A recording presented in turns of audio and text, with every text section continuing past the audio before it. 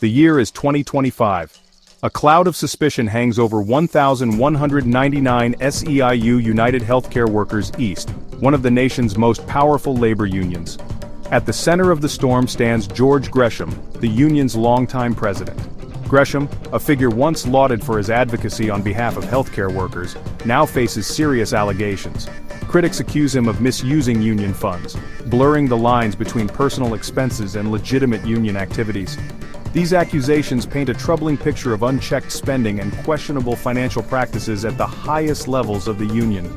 The allegations against Gresham and his administration are far from trivial.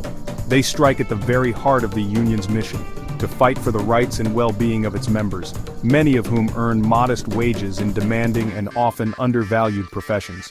The alleged financial improprieties, if true, represent a profound betrayal of trust. The rank-and-file members who pay their dues faithfully now question how their hard-earned money is being spent. Gresham's travel expenses have come under particular scrutiny. Reports detail frequent trips, some with dubious connections to union business. One particularly eyebrow-raising expenditure involves a series of trips to South Africa. The purpose of these trips, especially one undertaken in 2018, remains unclear. Critics question the justification for such extravagant travel, especially when the union has cited financial constraints in other areas. Beyond the international travel, Gresham's domestic expenses have also raised red flags. Records reveal substantial spending on hotels, including a lengthy stay at a Residence Inn in the Bronx in 2022. This expenditure seems particularly out of line considering Gresham owns a home in the area. The optics of such spending, especially for a union president, are undeniably poor. Further fueling the controversy are allegations that Gresham used union funds to benefit family members. His daughter, Sienna, reportedly accompanied him on numerous trips, serving as his caregiver. While the union maintains that her presence was necessary due to Gresham's health issues, the optics of such an arrangement are troubling. Critics argue that the union should not be responsible for covering the personal care needs of its president, even if those needs are legitimate. The allegations of familial financial entanglement go deeper. Kevin Zambrana, a music producer who has received substantial sums from the union for various events, reportedly employed Gresham's son, James. These financial ties, while not necessarily improper in themselves, raise questions about potential conflicts of interest and whether union funds were used appropriately. One of the most controversial expenditures involved a $50,000 legacy award given to Reverend Jesse Jackson in 2023. While the union maintains that the payment was intended to help cover Jackson's medical bills, critics argue that it was an inappropriate use of union funds. They question the justification for such a large sum being given to an individual who, while a prominent figure in the civil rights movement, has no direct affiliation with the union or its members. Adding to the controversy are reports of Gresham using union funds to cover his rent for a Manhattan apartment. This arrangement, particularly its duration and the circumstances surrounding its authorization, has drawn sharp criticism. Critics argue that it is highly unusual for a union to cover housing expenses for an official who already owns a home in the area. Section 5. Whispers of financial strain. As allegations of lavish spending by Gresham and his inner circle surface, a starkly contrasting picture emerges from within the union itself. Reports suggest that the union, even while funding extravagant expenses for its president, has faced internal financial difficulties.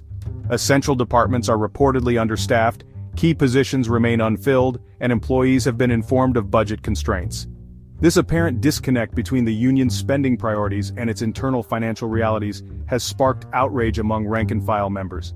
They question how the union can justify lavish expenditures on travel, entertainment, and personal care for its leadership, while simultaneously pleading poverty when it comes to serving its members and addressing critical staffing shortages. Section 6. The union's defense justifications and explanations. In response to the mounting criticism, 1,199 SEIU has vigorously defended its spending practices. Union spokesperson Bryn Lloyd-Ballard maintains that all expenditures were properly authorized and within the bounds of standard union practices. The union insists that Gresham's travel, often portrayed as extravagant by critics, is necessary for him to effectively represent the union's interest on a national and international stage. Regarding the allegations of familial financial benefits, the union maintains that Sienna Gresham's travel as her father's caregiver was a cost-effective solution to address his health needs, while allowing him to continue his leadership role. The union also defends its financial support of the Gathering for Justice, an organization led by Carmen Perez, as a legitimate part of its broader social justice mission. Section 7. A crisis of leadership. The allegations of financial impropriety come at a precarious time for Gresham and the union. Gresham, once a towering figure in the labor movement, has faced increasing scrutiny in recent years. His health, reportedly in decline, has raised concerns about his ability to effectively lead the union. Reports of him falling asleep during meetings and requiring assistance with basic tasks have fueled speculation about his fitness to continue in his role. This crisis of leadership coincides with growing dissatisfaction among the rank and file. Many members, feeling increasingly disconnected from the union's leadership, question whether their voices are being heard. The allegations of lavish spending and questionable financial practices have only deepened this sense of disillusionment. Section 8. The Gathering Storm. Dissent within the ranks. The controversy surrounding Gresham's spending has ignited a firestorm within the union, with many members openly questioning his leadership and demanding greater transparency and accountability. A group of dissident members, frustrated by what they perceive as Gresham's autocratic style and lack of financial transparency, have formed the Members' First Unity Slate. This group, led by Yvonne Armstrong and Veronica Turner-Biggs, is challenging Gresham's leadership in the upcoming union election. The emergence of a viable opposition slate represents a significant challenge to Gresham's authority. For the first time in decades, he faces a serious threat to his leadership. The outcome of the election will likely hinge on whether the Members' First Unity Slate can successfully capitalize on the growing discontent within the union and convince members that they offer a viable alternative. Section 9. The election looms. A reckoning for 1,199 SEIU. As the 2025 union election approaches, 1,199 SEIU finds itself at a crossroads. The allegations of lavish spending and financial mismanagement have shaken the union to its core, exposing deep divisions and raising serious questions about its future direction. The election will be a referendum not only on George Gresham's leadership, but also on the very soul of the union. The outcome of the election remains uncertain.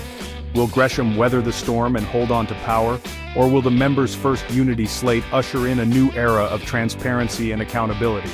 The stakes are high, not only for the union's leadership, but also for its hundreds of thousands of members, whose lives and livelihoods hang in the balance.